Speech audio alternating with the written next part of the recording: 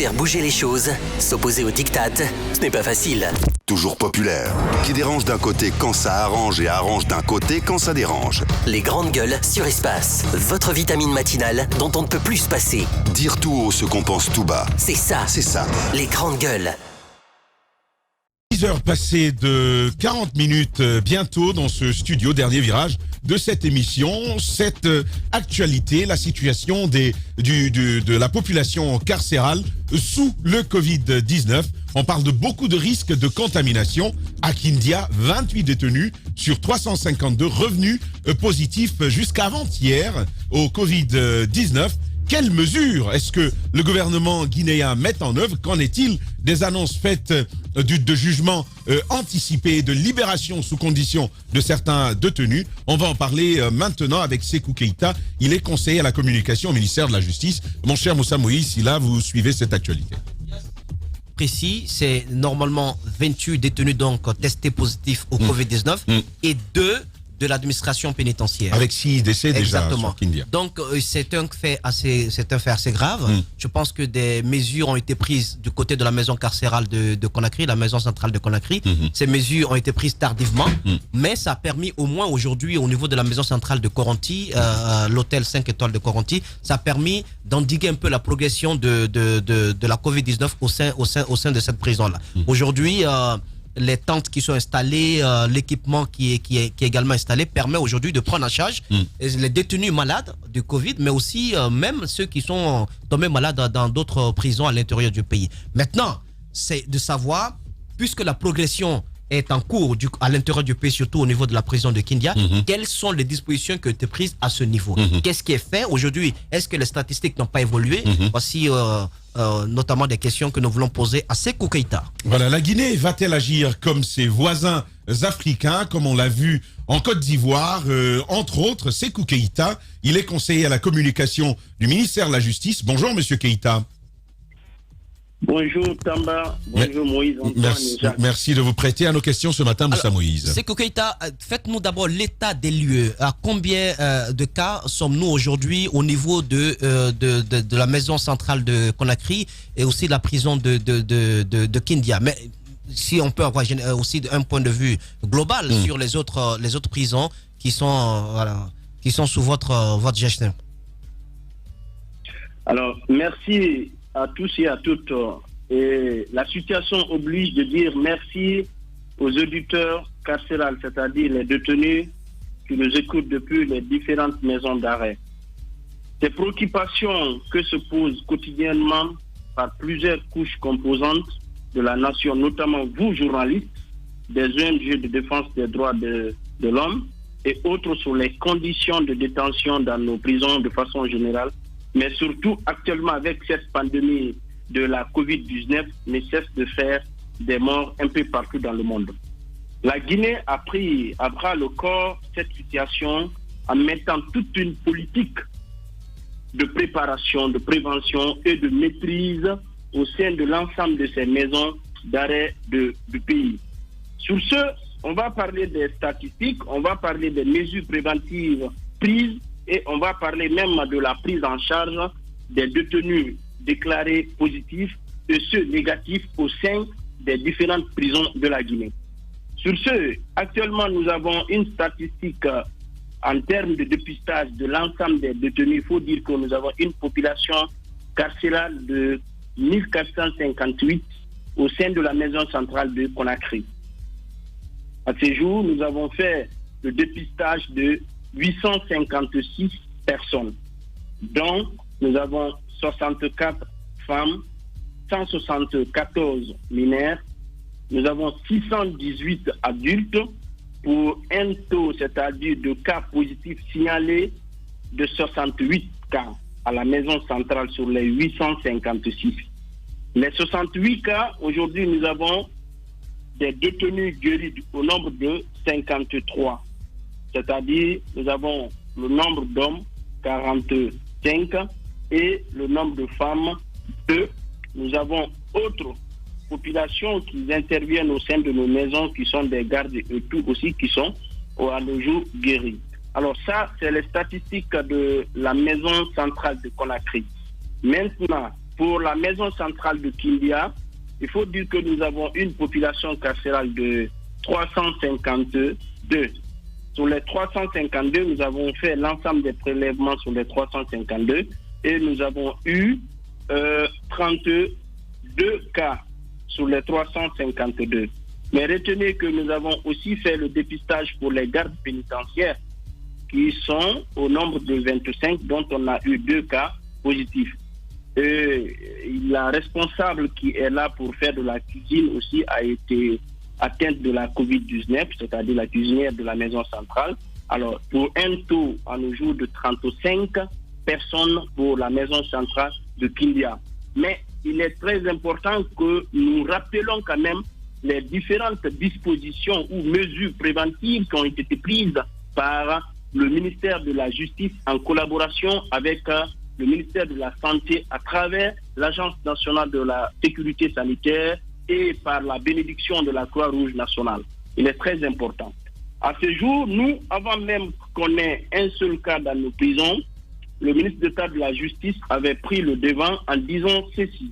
Nous avons équipé l'ensemble des maisons d'arrêt en kit de lavage des mains dans différents endroits des établissements. À la rentrée principale de chaque prison, il y avait des kits qui étaient une obligation pour tous ceux qui intervenaient au sein des prisons. Nous avons placé ces kits au niveau des parois, au niveau des greffes et surtout dans les lieux de culte qui sont au sein de nos prisons.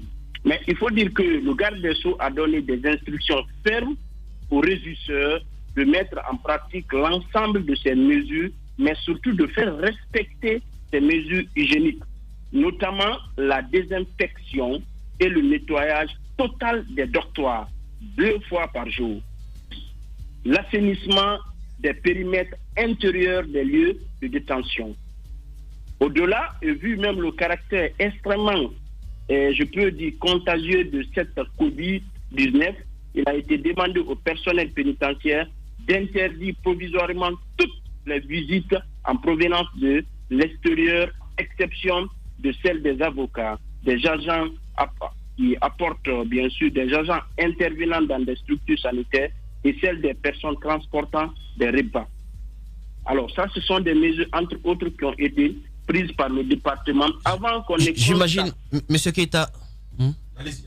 Mais j'imagine, M. Keita, alors c'est bien d'avoir campé le décor, mais ce qui m'intrigue un tout petit peu, le président de la République avait annoncé qu'il serait mis donc en liberté sous certaines conditions, bien entendu, une certaine catégorie de détenus. Des pays de la sous-région l'ont fait pour permettre de désengorger un peu les différentes prisons, parce que la pandémie aussi évolue dans ces différentes prisons-là. Alors, mais pourquoi chez nous ce décret tarde à être signé? Qu'est-ce qui se passe? On parle de marchandage au niveau des détenus à gracier. Certains parents viendraient de pouper de l'argent, 2 millions, 10 millions à certains responsables pour que le nom de leur enfant figure sur cette liste des personnes à gracier. Que se passe-t-il exactement à ce niveau?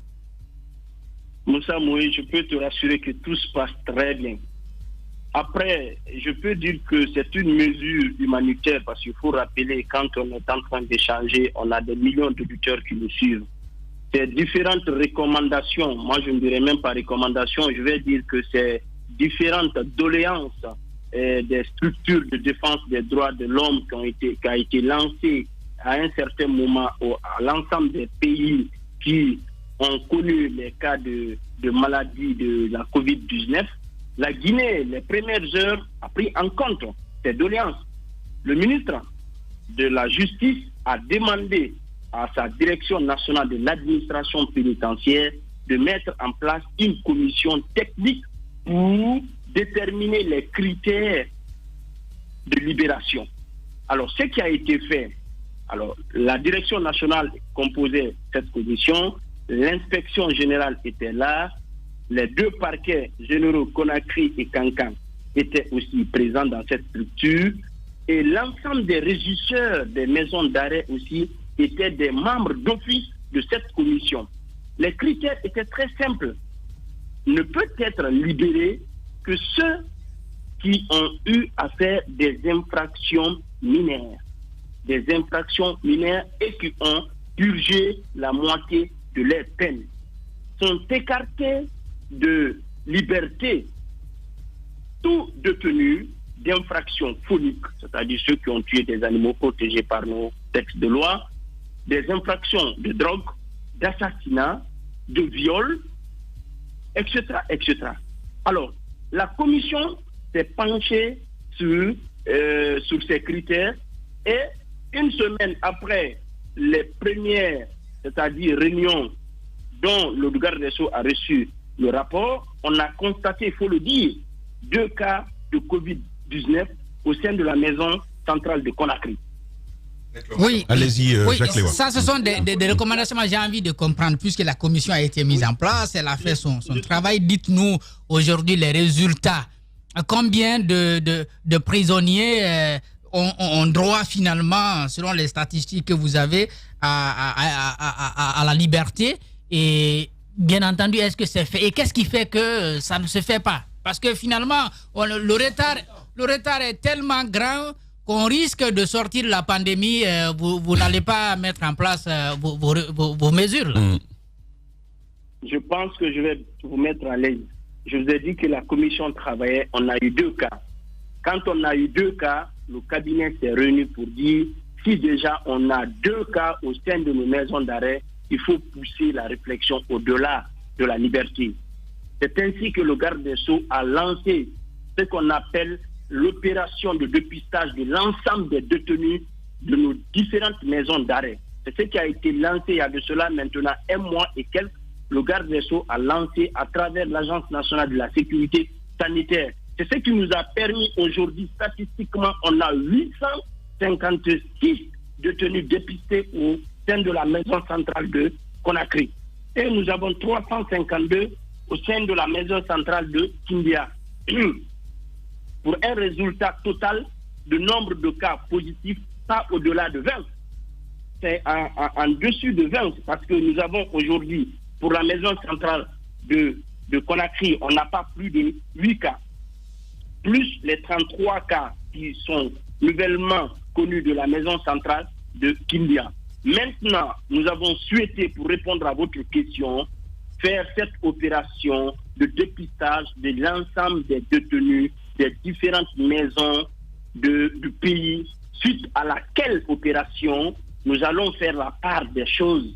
Ceux qui vont être déclarés positifs, on va les admettre au sein des 2 chapiteaux qui se trouvent à la maison centrale de Conakry. Et après traitement, nous allons exécuter le projet déjà qui est acquis par monsieur le Président de la République. Voilà. Maintenant, nous n'allons pas, je vais être clair, nous n'allons pas libérer des gens qui ne sont pas testés. Pour preuve, même ceux qui ont fini de purger leur mandat dans les prisons, c'est-à-dire, contrairement à cette liberté et autres, ceux qui, dans le droit commun, ont fini de purger leur mandat ne peuvent être libérés qu'après dépistage et qu'après réception de résultats. Et même si ils sont déclarés positifs, même s'ils ont fini de purger leur peine, ils ont 2 choix. Soit être admis au sein de la maison centrale de Conakry, à défaut directement dans des hôpitaux ou dans une des structures de prise en charge. Voici. Donc, ne peut être libéré qu'après dépistage, réception de résultats, et s'il est déclaré positif, là directement c'est la prise en charge. S'il ne l'est pas, s'il a fini son mandat et sa peine, et puis il va être libre. C'est pour dire que la liberté ne souffre aujourd'hui, le projet de liberté de certaines catégories de détenus ne souffre d'aucune ambiguïté. Et Moussa Mouzi, mets-toi à l'aise que cette commission, elle est tellement mixte et structurée que ce dont on a connu auparavant ne se répétera pas. Je t'ai dit une fois, j'ai dit si tu vois qu'on a pris tout le temps, c'est pour faire le travail justement et bien fait. D'accord. En tout cas, on ne peut plus clair, purger sa peine, purger son mandat. Choisissez, merci Monsieur Sékou Keïta d'être passé dans les grandes gueules ce matin. Voilà les gars, on est carrément à la fin, chacun a probablement 30 secondes. Oui. Maintenant, Moussa Moïse. Juste pour dire que le cas des prisonniers ne doit pas être négligé. Je pense que la mesure préventive prise par le ministère de la Justice. C'est une bonne mesure parce qu'il ne faut pas non plus perdre de vue que des prisonniers qui sont rapidement graciés et mis en liberté. S'il n'y a aucun test qui a été préalablement fait, ces prisonniers peuvent être donc à l'origine de nouvelles contaminations. Donc c'est important que, en plus de figurer sur la liste, il faudrait que chaque prisonnier montre patte blanche, c'est-à-dire qu'il effectue son test de dépistage et qu'il soit déclaré négatif. Voilà, c'est donc la fin. On va faire que ça. C'est Bangoura, l'ancien du SLEG, qui nous écrit. La question que l'on puisse poser, c'est que peut faire le rugissement du lion au fils du tonnerre quand on sait que Barry de la Faisatel a signé une trêve sociale avec les compagnies de téléphonie mobile. Alors comment pourrait-il venir en aide au SLEG? Arrêtons d'amuser la galerie. Tôt ou tard, la vérité triomphera du mensonge. Vive l'USTG, vive le bureau exécutif de l'USTG, à bas la démagogie, à bas la manipulation. Dieu bénisse la Guinée, je sais pas pourquoi ça me fait rire. Merci en tout cas, mon cher Bangoura, d'avoir réagi à cette émission et merci de nous avoir pratiqué d'un peu partout à travers le monde, à travers la Guinée. Vous avez été nombreux et nombreuses à nous suivre. Côté télé, il y avait l'homme de nuit Alassane Diallo, Steve le Guinéen Camara et je crois Mafata Sanoé à la radio. C'est bien le Manitou Ibrahima Prince Diallo qui a permis justement que vous nous entendiez. Merci aussi à vous. Demain, ce sera l'autre équipe, ce sera avec Aboubacar Diallo dès 9h pour un autre numéro des Grandes Gueules. Merci.